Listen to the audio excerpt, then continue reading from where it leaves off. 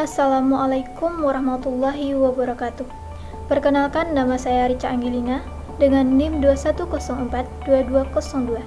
Saya adalah mahasiswi dari Program Studi Ilmu Administrasi Negara, Fakultas Ilmu Sosial Universitas Negeri Padang. Baiklah, video ini saya buat dalam rangka melengkapi tugas pengantar ilmu pemerintahan dengan dosen pengampu yaitu Bapak Iip Permana STMT. Pada kesempatan kali ini, saya akan menjelaskan mengenai kelembagaan negara, lembaga tinggi negara, dan hubungan antar lembaga tinggi negara. Baiklah, saya masuk pada materi pertama saya yaitu kelembagaan negara. Di mana pengertian kelembagaan negara yaitu lembaga negara merupakan institusi-institusi yang dibentuk berdasarkan hukum untuk menjalankan fungsi-fungsi negara, baik itu fungsi klasik maupun fungsi aktual. Selanjutnya yaitu teori lembaga menurut Hans Kelsen, di mana setiap individu yang menjalankan fungsi membentuk dan menerapkan norma hukum. Selanjutnya yaitu fungsi lembaga negara. Fungsi lembaga negara yaitu membantu pemerintah dalam mewujudkan tujuan dan cita-cita suatu negara. Baiklah, saya masuk pada materi saya yang kedua yaitu lembaga tinggi negara. Lembaga tinggi negara di Indonesia dapat kita lihat dari sebelum amandemen Undang-Undang Dasar 1945 dan sesudah amandemen Undang-Undang Dasar 1945, di mana sebelum amandemen Undang-Undang Dasar 1945 ini, lembaga tinggi negara di Indonesia terdiri dari MPR, DPR, Presiden, DPA, MA, dan BPK.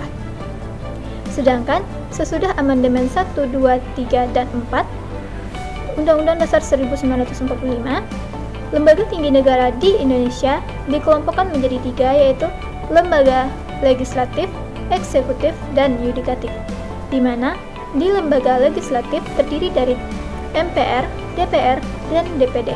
Sedangkan di lembaga eksekutif terdiri dari Presiden. Selanjutnya, yudikatif terdiri dari MA, MK, dan KY. Dan yang terakhir yaitu terdiri lembaga BPK. Baiklah, materi saya yang terakhir yaitu hubungan antar lembaga tinggi negara. Hubungan antar lembaga tinggi negara bersifat horizontal dan vertikal.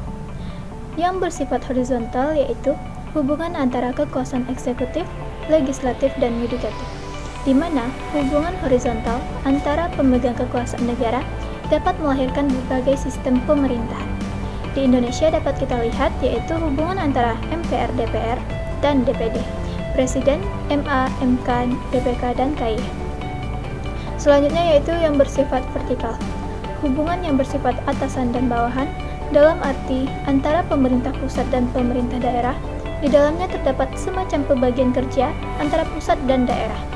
Di Indonesia dapat kita lihat yaitu hubungan antara presiden dengan para menteri dan gubernur dengan bupati. Hubungan antara lembaga tinggi negara dapat kita contohkan yaitu hubungan antara MPR dengan DPR dan DPD. Ketiga lembaga ini memiliki hubungan yang sangat erat karena anggota MPR terdiri dari anggota DPR dan DPD, sehingga pelaksanaan tugas MPR juga menjadi tugas anggota DPR dan DPD saat berkedudukan sebagai anggota MPR. Selanjutnya yaitu hubungan DPD dengan BPK. Berdasarkan ketentuan Undang-Undang Dasar tahun 1945, DPD menerima hasil pemeriksaan BPK dan memberikan pertimbangan untuk pemilihan anggota BPK kepada DPR. Yang ketiga yaitu hubungan DPR, Presiden, DPD, MPR, dan MK. Terlihat pada hubungan tata kerjanya.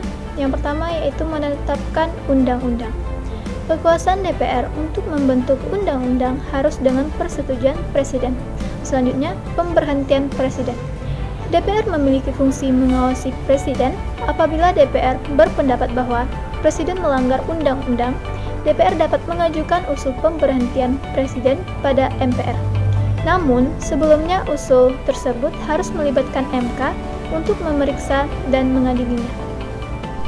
Nah, dari penjelasan mengenai materi-materi tersebut, dapat saya ambil kesimpulan yaitu kelembagaan suatu negara merupakan suatu organ atau institusi-institusi yang memiliki fungsi atau wewenang dengan tujuan untuk mencapai cita-cita, mengadili, dan kesejahteraan suatu negara, di mana lembaga-lembaga tersebut saling berhubungan dalam menjalankan tugasnya untuk negara. Baiklah, sampai di situ penjelasan saya mengenai materi tersebut. Jika ada salah dan janggalnya, mohon dimaafkan. Saya akhiri dengan wabillahi taufiq wal hidayah. Wassalamualaikum warahmatullahi wabarakatuh.